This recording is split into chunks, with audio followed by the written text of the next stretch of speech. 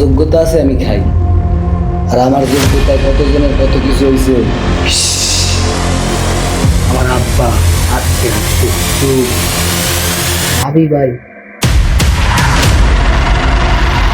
মুডে আছি, ভাবি ভাবি তোর ভাবির গোষ্ঠী গেলে আমি যদি চাই তাহলে আপনার গার্মেন্টস অন্তত ফুডে ওরে দিতে পারি।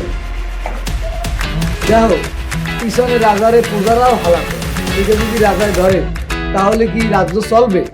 যেমনে পারস কর, অন্যকে যেন এলাকায় কোনো অবৈধ কাজকর্ম করবো তাও পারতেছি না। আমার পাশের এলাকার কমিশনাররা কত টাকা পয়সার মালিক হয়ে গেছে।